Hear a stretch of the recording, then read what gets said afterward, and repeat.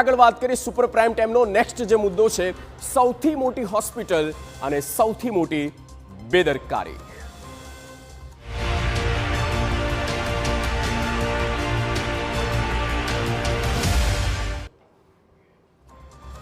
Ahmedabad civil hospital એશિયાની આ સૌથી મોટી હોસ્પિટલ. હાઈરાઇઝ બિલ્ડિંગમાં અનેક સાવચેતી અને સુરક્ષાનું ધ્યાન રાખવું અત્યંત જરૂરી બની જતું હોય છે. જ્યાં મોટી સંખ્યામાં દર્દીઓ સારવાર લેવા આવતા હોય છે ત્યારે એક એવી બેદરકારી TV9 કેમેરામાં કેદ થઈ છે જે ત્યાંના સત્તાધીશોની ગંભીરતા પર સવાલ ઊભા કરે છે. જુઓ શું જોવા મળ્યું સિવિલ હોસ્પિટલમાં.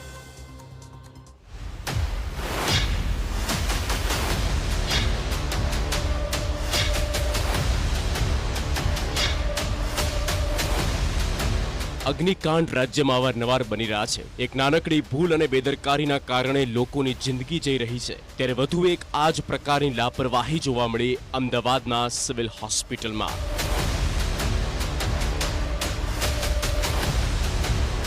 સિવિલ હોસ્પિટલમાં ગંભીર બેદરકારી. હોસ્પિટલના ભોંયરામાં જોખમી કામ. ભંગારની વચ્ચે વેલ્ડિંગનું કામ. દુર્ઘટના બને તો કોણ જવાબદાર? ઘણીવાર જ્યાં લોકોની ભીડ થતી હોય ત્યાં તણખલા ઉડે તેવા જોખમી કામ ના થવા જોઈએ તે સાવ સામાન્ય બાબત છે. પણ તંત્ર એવી કોઈ ઘટનાથી શીખ લેતું નથી અને બસ લાપરવાહી દાખવીને લોકોના જીવને જોખમમાં મૂકી દે છે. આ ઘટના જે બની છે તે સિવિલ હોસ્પિટલમાં થઈ છે. જોઈ લો આ દ્રશ્યો. આ છે અમદાવાદની સિવિલ હોસ્પિટલ અને જ્યાં ભોંયરામાં ચાલી રહ્યું છે વેલ્ડિંગનું કામ. જેમાં બેઝમેન્ટમાં ભંગારના ખડકલા પણ જોવા મળ્યા. અહીં સવાલ સુરક્ષાનો છે. માની લો કે કોઈ તણખલું ભંગારમાં પડ્યું અને આગ લાગી તો કલ્પના કરો કે શું થાય. બસ આ જ તો છે લાપરવાહીનું ઉદ્ગમ સ્થાન. સાંભળો સિવિલ હોસ્પિટલના સુપ્રિન્ટેન્ડન્ટ રાકેશ જોશીને. જેમ જૂનું બિલ્ડિંગમાંથી સામાન જે ખરાબ હોય એ બધું અહીંયા લાવી અને નીચે મૂકી અને પછી ત્યાંથી એને કન્ડમ કરવામાં આવી રહ્યો છે. એ વ્યવસ્થા એવી રીતે કરવામાં આવી છે એટલા માટે કે એરિયા એકદમ આઉટવર્ડ એટલે કે સીધું બહાર નીકળી શકે એ વ્યક્તિ. બીજી વસ્તુ કે ઘણી બધી મોટી પાટો અને પાટલીઓ હોય તો એને કાપવા માટે એ ગેસ કટરથી એને કટ કરતો હતો અને પછી ત્યાંથી લઈ જાય જેથી કરીને લઈ જવાનું અથવા ઉચકી જવાનું સરળ બને.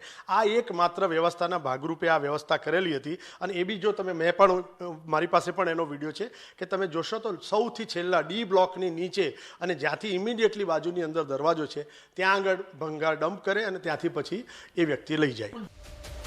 અમદાવાદ સિવિલ હોસ્પિટલ કે જ્યાં 1200 બેડની વ્યવસ્થા છે. દેશભરમાંથી દર્દીઓ સારવાર માટે આવે છે અને તે જ હોસ્પિટલના બેઝમેન્ટમાં આવી રીતે જોખમી સ્થિતિમાં વેલ્ડિંગ કામથી સિવિલ હોસ્પિટલના તંત્ર સામે અનેક સવાલ થાય છે. હોસ્પિટલના બેઝમેન્ટમાં નજર કરો તો અવ્યવસ્થિત રીતે ભંગાર અને બીજો સામાન પડ્યો છે. બેઝમેન્ટમાં ગેસ સિલિન્ડર પણ નજરે પડે છે. ઉપરાંત બેડની ગાદી, ખુરશીઓ સહિતના સામાન ભોંયરામાં છે અને આવી સ્થિતિમાં ભોંયરામાં વેલ્ડિંગ કામ થઈ રહ્યું છે. અને જો આ વેલ્ડિંગ કામ વખતે એક પણ તણખો ઉડીને સામાન પર પડે તો મોટી આગ દુર્ઘટના ઘટી શકે છે.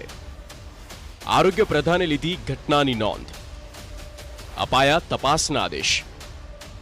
તો TV9 અહેવાલની અસર થઈ અને આરોગ્ય પ્રધાને આપ્યા તપાસના આદેશ. અમદાવાદ સિવિલ સત્તાધીશોની બેદરકારીના પડઘા પાટનગર, ગાંધીનગર સુધી પડ્યા. TV9 અહેવાલની નોંધ લેતા રાજ્યના આરોગ્ય પ્રધાન ઋષિકેશ પટેલે તપાસના આદેશ આપ્યા અને આ મામલે સિવિલ હોસ્પિટલના સત્તાધીશો પાસેથી અહેવાલ માંગ્યો છે. એટલું જ નહીં, તપાસમાં જે પણ દોષી હશે તેની સામે કડક પગલાં લેવાની આરોગ્ય પ્રધાને ખાતરી આપી છે.